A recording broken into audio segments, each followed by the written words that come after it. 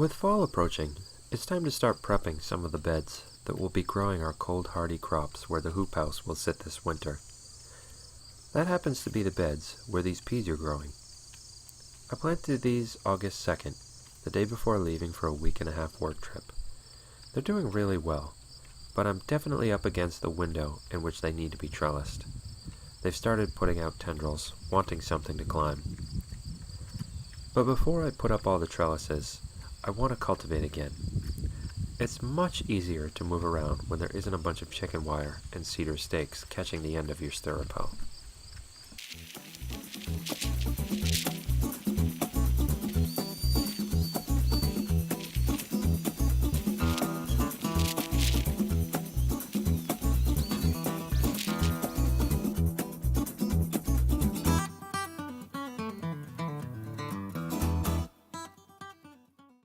The entire premise of the Nights and Weekends Homestead project is to convince people who want to homestead or who want to have a garden that they can do it. You don't have to sell all your worldly possessions and move to some remote place. It doesn't matter how much land you have. If you're lucky to have hundreds of acres, you can homestead there. If you're lucky, like me, I have 10 acres, you can homestead on that.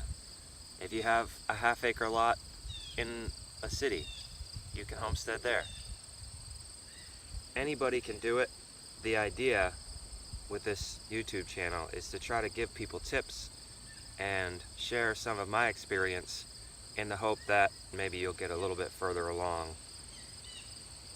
to feeling successful without having all of those errors. But I also realized recently that I have a lot of advantages that some people won't have, particularly in terms of equipment. So for instance, when I'm prepping rows, I have several bed prep rakes, I have cultivation tools, I have access to a tiller, I have my tiller, which is currently being fixed at the shop. These are the types of things that not everyone has access to. But I don't want to give people the impression that you have to have those tools to be successful. So for instance, what I'm going to do now is actually prep these beds around the pea vines that I have growing. And so since those are there, I can't use my bed prep rakes, which are a very specialized tool that I get from Johnny's that I've highlighted in some other videos. I only basically have half of a row, a 30-inch row, and my bed prep rakes are 30 inches, and I don't want to I can't rake with those in here.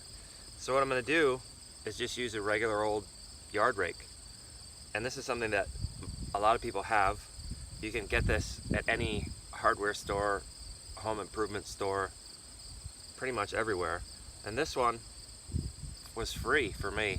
I inherited a bunch of tools from my grandfather, one of my grandfathers when he died. So this rake was free for me, but they're, I don't know, $30 to $50 depending on which kind you want. But anyway, I just want to stress that you don't need all the fancy tools that I have, and I don't even have very fancy tools. I mean, some farmers have some pretty serious stuff, but I definitely have more than the average person would have, like my 6-row cedar. You don't need all that stuff. You can do most of these tasks with far less specialized equipment. It may not be as efficient or as quick or as precise, but remember, you're just growing food for yourself and your family and friends, and you'll probably still have enough to share with the neighbors. So anyway, I'm going to get to prepping these beds, and I just wanted to share that so people don't feel intimidated by the specialized tools or techniques or any of that stuff. People have been growing their own food for thousands and thousands of years before we had any of this stuff. So it's totally possible. All these tools do is make it a little bit more efficient, a little bit easier to manage, but you don't necessarily need them.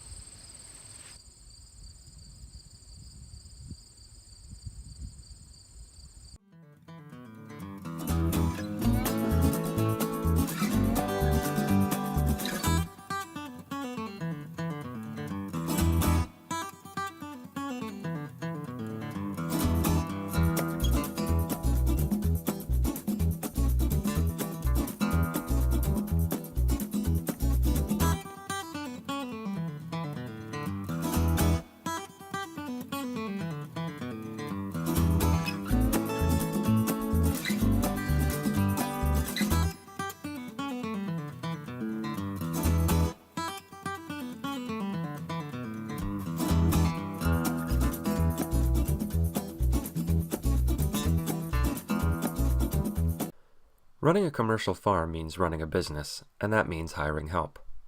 Over the years, I've had several apprentices and employees. Some of them were dynamite. Others left me feeling like dynamite would have done less damage. Those are the ones that still haunt me today. I had one apprentice who I set the task of cutting some newly purchased fencing into lengths appropriate for our cropping system, which means 30 feet. For some reason, he failed. I got some that were 30 feet, some that were 25, and some that were 32 or 33. He didn't last long, but the effect of his presence did. Sometimes I have need for so much trellis material, I actually get to the bottom of my pile and find one of those mismeasured strands. Since I never throw anything away, that means I need to mark it as short. It also means I just wasted a bunch of time doing something that needs to be undone.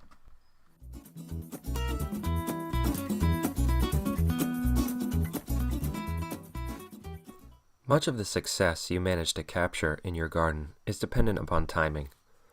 I've definitely timed this right, though it doesn't always happen that way. These peas are just starting to flower and vine.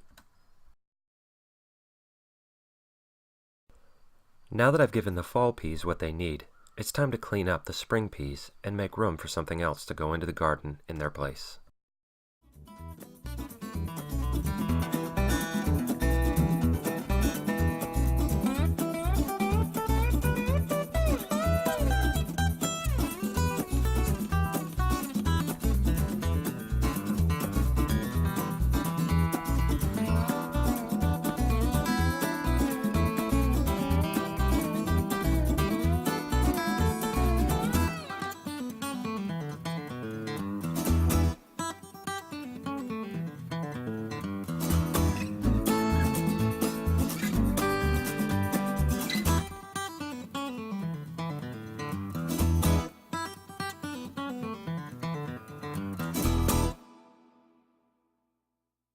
When you're putting away your trellis material, make sure you lock the end into the roll so it's easier to manage.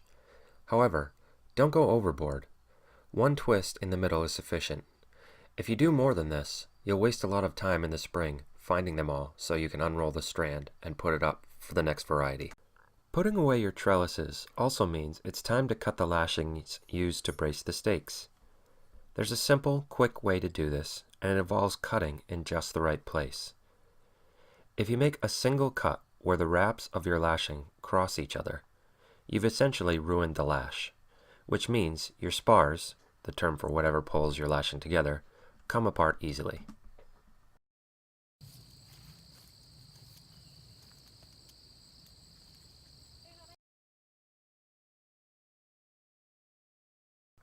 This is my broad fork. I had it custom made by a local welding and fabrication shop. I haven't used it very much, partially because I don't really like it. I'd much prefer the commercial versions that are available at Johnny's. They have wooden handles that are more comfortable, they aren't as heavy as this, and have a more thoughtful bend in the tines, which means the tool is more ergonomic, accomplishing more with less work.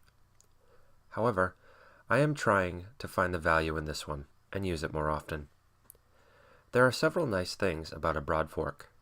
First, it isn't loud and spewing carbon into the atmosphere. Unlike tilling, broad forking does not invert the soil or break up aggregates into fine particles. It doesn't infuse those then tiny aggregates with too much oxygen, therefore burning out the soil as microbes go too crazy. Instead, it lifts large aggregates of soil and allows the oxygen in at a more reasonable rate. Another nice feature is that I can work with the broad fork in tight situations. For instance, I'd never be able to get a large tiller in here around this pole, which I want to leave in place because it is supporting this awesome hedge of morning glory.